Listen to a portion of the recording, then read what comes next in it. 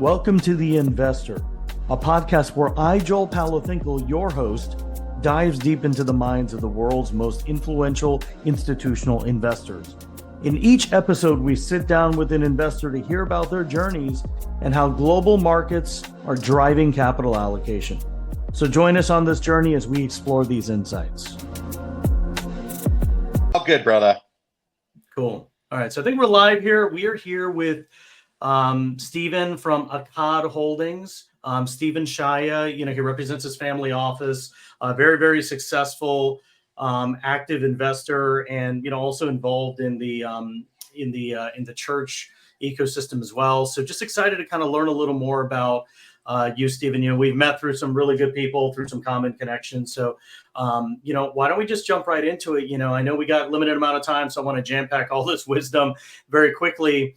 Tell us a little more about you becoming a physician and building this successful company. Share a little more about your ambitions growing up. You probably weren't expecting this, but just tell me what was going on in your head when you were kind of a young professional, maybe thinking about college, maybe thinking about your professional life, and you decided to become a physician. So tell me, that transition from kind of being a physician to kind of getting into the business. So first of all, Joel, thank you for having me on today. It's really an honor, and thank you everyone for listening to this. So my family came from Iraq. We're Iraqi Christians, Chaldean specifically, which is a small enclave in the northern part of Iraq.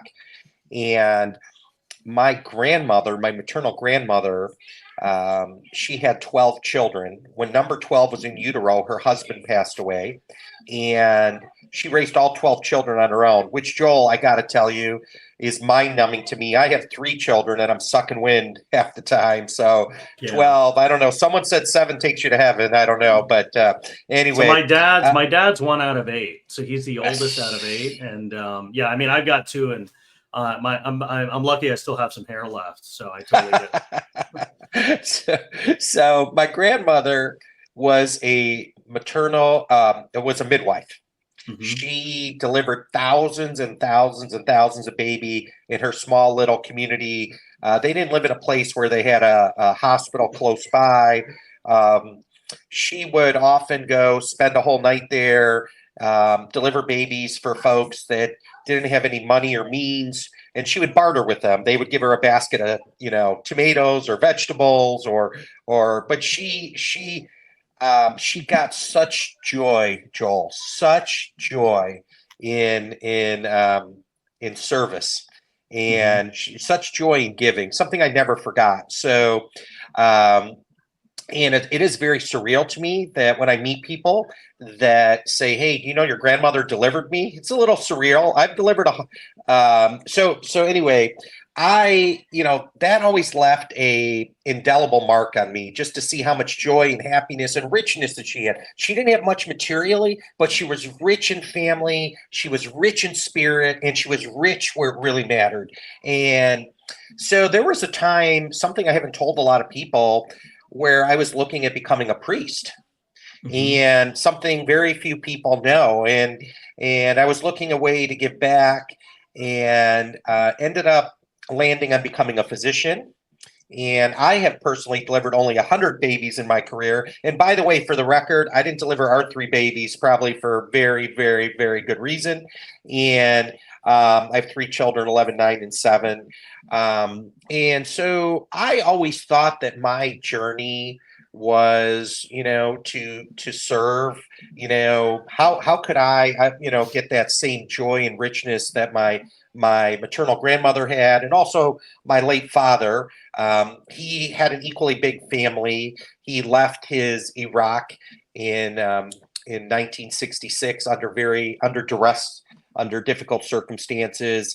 Came here, first day got 4 jobs. Ended up working his way through medical school. He went to University of Michigan.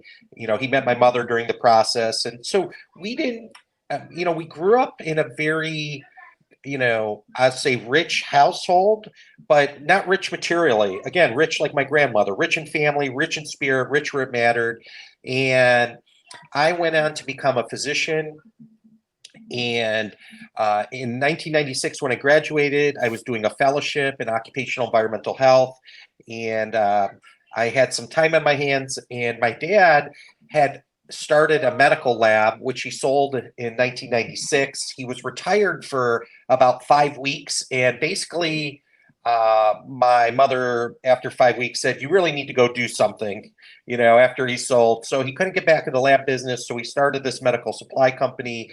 I came on board and started helping them, and um, it's been an incredible journey. I never thought that I would be running a global company with my family, but God has a plan, and one advice I have for your audience is chase your passion, because when you chase your passion, you find your purpose. And our passion, my family's passion, was to provide affordable and accessible healthcare to as many people globally as we can. And J&B, a lot of people ask me who and what J&B is. We have 18 different business enterprises today. We run the gamut from medical distribution, where we sell everything that goes in a hospital, pharmacy, physician's office, supply equipment, pharmaceuticals, to specialty businesses like EMS, animal health. Our claim to fame is we're one of the largest third-party billers of consumable medical products to the homes in the United States. Diabetic supplies, wound care, ostomy, insulin pumps, continuous glucose monitors. We reach 260 million covered lives via insurance contracts today. We reach 170 million on the pharmacy side. We're licensed in 49 states there. We have a telemedicine, telehealth company. We do virtual visits around the world, mental health, behavioral health, substance abuse, social determinants of health.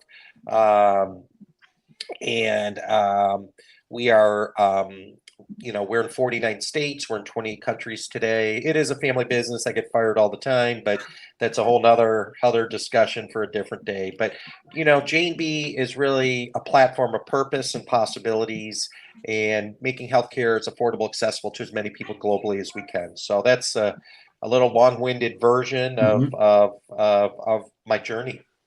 No, it's amazing. Looking back, building a business, especially with your family, and just taking a company globally. What are some learnings, just reflecting on, maybe the last, handful of years that you kind of are thinking about, as you kind of, you're going for a walk and you're kind of reflecting on some of these memories building this business. What are some of the biggest learnings? So I think when you find your meaning, when you find your purpose, Mm-hmm. um, whatever the world throws at you, and God knows today, Joel, the world, how many crazy, unexpected twists and turns have we seen just in the last several weeks, right? Mm-hmm. But when you find your meaning, when you find your purpose, you'll be able to weather Mm-hmm. you'll be able to weather the storm. And just like in anything, whether it's relationships, whether it's a business, whether it's make sure it's something that really is consistent with your meaning, with your purpose, with your DNA. I think the more in tuned you are to that, um, the higher chances you have to be successful, because inevitably those challenging moments come. And if you don't have that perspective, if you don't have that passion, if you don't have that love for what you're doing and who you're working with, and things will come.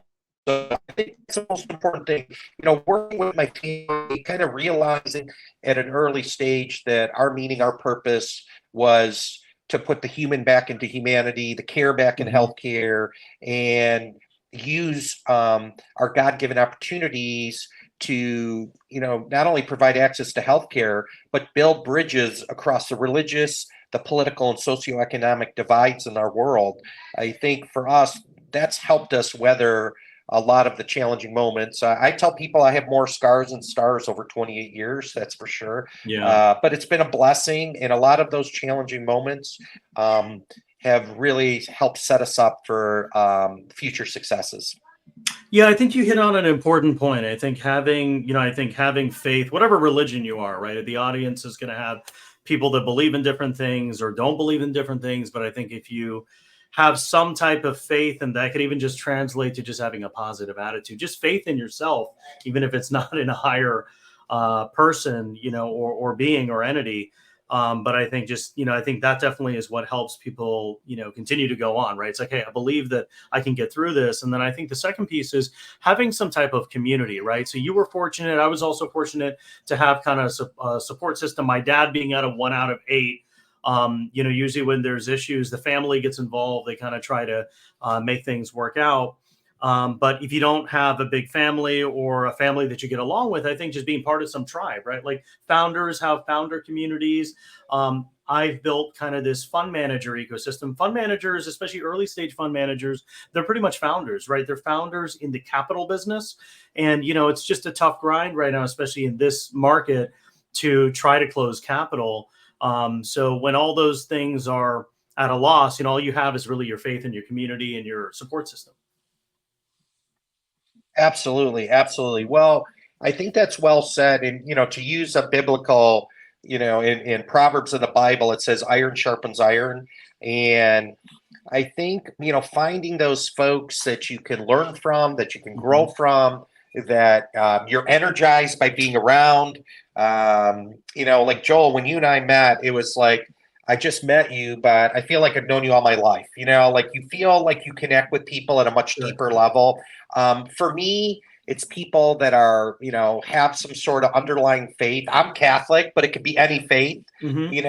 and I think people that are cognizant that there's a higher power. And I will say, Joel, one thing I've noticed, we're divine beings on a human journey, but the people that are the most fulfilled on my journey, at least, are the people that are trying to be part of something bigger than themselves, Yeah. and a lot of times those people, people call them dreamers, a lot of these entrepreneurs that you're referring to, it's a big leap to wherever they're trying to get to. I think Jensen Wang recently with NVIDIA said, if I would have known what I had to go through to get where I am today, I wouldn't have done it. Oh You yeah. know, I mean, so faith is such a beautiful thing, and a lot of people that know me know I'm a person of quotes, so I have to share a couple here. But so Martin Luther King said, faith is taking the first step even when you don't see the whole staircase. Hmm. And think about that. In life, not everything's spelled out. I mean, and many times the people that are most successful are not the smartest and most talented. They're the most resilient. Yeah. And I think faith is an underlying, important thing, at least on our journey.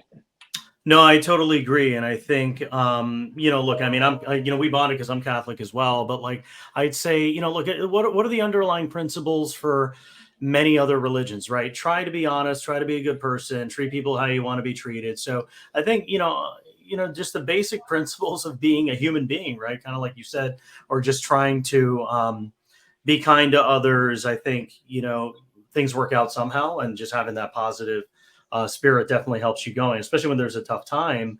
Tell me a little more about like your initiatives at the Vatican. So how did that expand? I guess I guess did your business kind of have some impactful initiatives that kind of supported the Vatican, or how did you kind of break into that industry? And tell us about the first time you met the Pope. How was that interaction?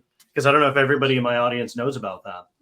So um, we've had the honor and privilege of meeting Robin Smith, who, by the way, I'll recommend she should get on your podcast. But she has this group that she founded called the Cura Foundation, Hmm. and as a she had a health issue many years ago, and she needed stem cells, and there was such a big stigma against stem cells because it's tied into abortion and fetuses. And as a Jewish woman, non-Catholic, went to the Vatican and convinced them that, hey, not all stem cells come from fetuses. There's other ways to get stem cells like Mhm. adipose tissue, and we need to have an adult conversation. So she convinced the Vatican that we should have these, convenings every couple years. And I went to my first one in 2016, and my son Grayson got kissed by Pope Francis, Mhm. and he also got kissed by Vice President Biden the same day. So it's Wow. kind of the Mount Rushmore for something. I don't know what, but Yeah. and my third son Gavin was in utero with my wife, and Mhm. so we call him Gavin Francis Shaya, named after Pope Francis. But look, as a Catholic, the Catholic Church has a lot of issues. I don't want to sugarcoat them. There's a lot of challenges with the Catholic Church. But Joel, nobody houses, clothes, feeds, educates, provides more healthcare globally than the Catholic Church. It's not even Mhm. close. Sure. So I think we've got to look at, everything. One of the challenges is in this on our journeys is what lens are you looking things at? So, in the US, for example, a lot of people look at things from a political lens. If you're a conservative leaning person, you're going to look at events a certain way. If you're a liberal leaning person, you're going to look at them another way. Um, but I think we need to step back and realize, that again, we're divine beings on a human journey, and there's good and not so good in every situation, and everything is an opportunity to learn. Now, for me, those lessons are imbued in faith. Mhm. They're imbued Yeah. in my personal faith journey. For other people, they may look at it differently, which I totally respect. Um, but I think that's something that as a society, we need to develop some perspective and kind of have a little more self-awareness of what lens we're looking at things, because certainly whatever lens you're looking at things could color your perspective. And I think we have to do more to understand, people on the other side's perspective, whether it's politically, whether it's, other dynamics. And I think that's one thing as a servant leader I try to share with the folks that I work with, is that we really need to understand all sides of all dynamics if we're going to be, effective servant leaders. Yeah, and I think if you can kind of create a win-win where you're creating impact, supporting an institution like the Catholic Church, and also kind of deliver. I really like your quote. They deliver solutions for people, impacting the purpose, and then also paying it forward. It's kind of a win-win across the board. So I love that mantra. Can you share a little more about that mantra and kind of what motivated you to? I mean, it's pretty straightforward, right? But what's helped you to kind of put that mantra together?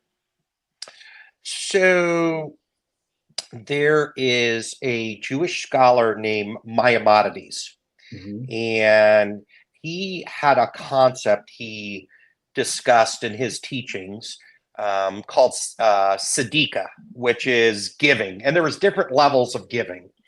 And the highest level of giving was forming partnerships with people. So you weren't just giving them money or some other treasure, so to speak, but you were helping them get out of dependency. You were making Mhm. partnerships, and Yeah. so and that was the highest level.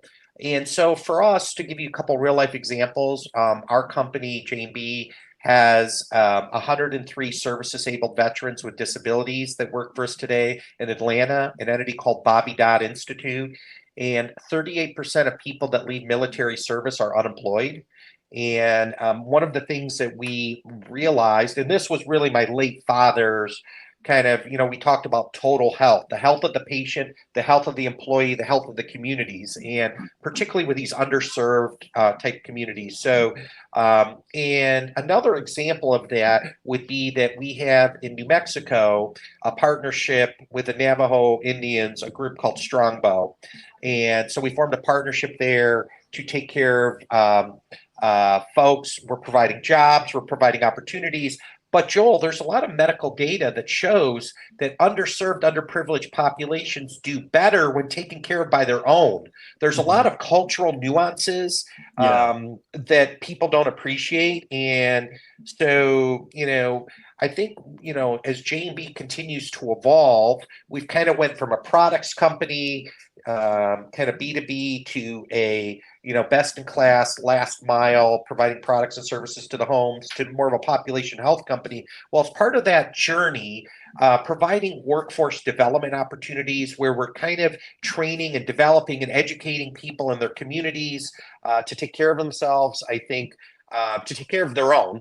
I think there's huge opportunities there.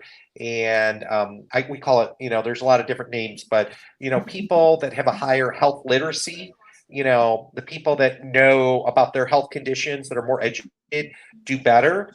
And also folks that are taken care of from their own communities, folks do better. And there's actually quite a bit of medical data there. Yeah, so my aunt is, in an assisted living facility in India, and obviously, And being from India, they love the food, and kind of the association with kind of, people that come from her same community. So, have you started thinking about kind of like assisted living and kind of how that's being hyper localized in some regions as well? So, like the Navajo community, I'm sure they have kind of like processes and infrastructure in place. But like when you think about healthcare becoming more and more expensive, I'm seeing people from where I'm from. I'm from India, right? I'm seeing a lot of people go back to India because there's really high quality facilities there, and they can afford it with their, with whatever their retirement compensation is. And it goes a little further. Obviously, with inflation, everything is getting more expensive. But I thought that's kind of an interesting trend, and there's sometimes even a tourism aspect of it where people that are not natively from India, they're going to India now to kind of get some of those services as well. So that's something that's kind of really interesting to see. Yeah, and I will say this about India. I'm a huge fan. There's been a huge seismic shift in the healthcare ecosystem. Mhm. Many of the products that were made in China and Asia, and but I think India is the absolute future. I mean, they have the labor, they have they have the skill sets. They're very strong in medicine. Um, to give you an idea, $200 billion is going off patents for pharmaceuticals or drugs, and by 2030, and a lot of these next, the generic versions of, they call them the Mhm. 503Bs, are going to be made in India.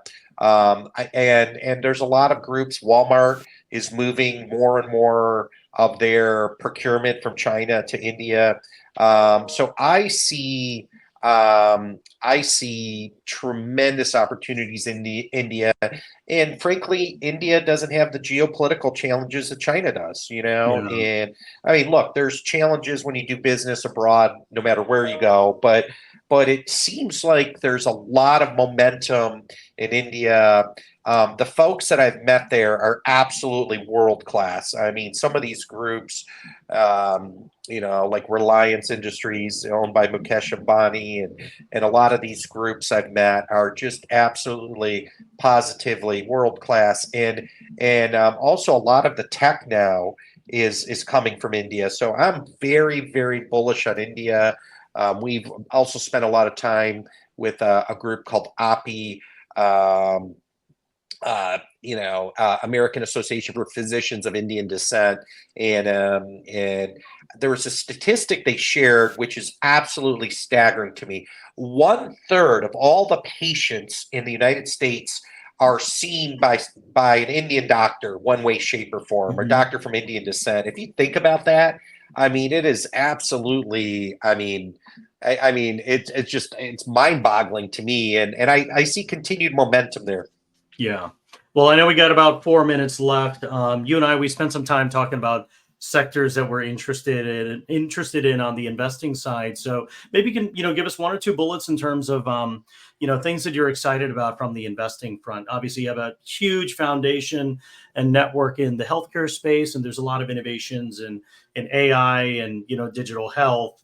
But just maybe tell me, maybe one or two things that you're excited about as far as just kind of looking at for investing in. So for my family and I personally, there's a couple areas. Mhm. Number one, medical infrastructure.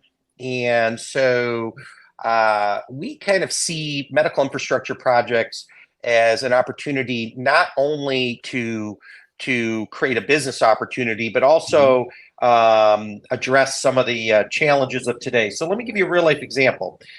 People talk about the Mexican border and immigration, and the one little fact that kind of gets lost in everything is the vast majority of people that are coming from the Mexican border are not Mexican. They're from Guatemala, they're from El Salvador, they're from Honduras. So we're looking at doing some projects in that area, which would create jobs, would create opportunities, and create reasons for them not to immigrate, to the U.S. So that's one. We have a project ongoing in Saudi Arabia right now where we're going to start a project to build IV fluids, and it's not only a fantastic project. Only 22% of the local consumption is made in Saudi, and this will be the first one that has U.S. FDA and Saudi FDA approval. So it'll be the first one in the market like that. But let me tell you, every time we do one of these projects, Joel, it's a bridge across the religious, the political, and socioeconomic divide. I tell you, whenever I travel places, by and large, the people are amazing. And, when you find things like, providing access to affordable, accessible healthcare to people, I mean, it brings us together with people from all different walks of life. And so for us, we're really looking at these medical infrastructure projects. And then the other is you can't overstate the importance that AI and machine learning are going to have moving forward. I'll give you one example where to put a lot of this medical infrastructure. There's a lot of factors that go into it. One of them is climate changes over the next 10 years. One of them is population density. One of them is access to supply chain. So it's multifactorial. So using things like AI, we can make better decisions on not only where to place facilities, but also where to make big investments. So God's calling to us is healthcare, and we're using that, but we're just stewards of the blessings. Well, Stephen, thank you so much. We learned so much in just a compressed amount of time. You're with your family, so really, it means a lot to me for you to make time for me and the community. Hope you have safe travels, and we'll catch up soon. Thanks for everything. Really appreciate it. God bless everyone. Thank you, Joel, for having me. Take care. All right. Take care. Bye.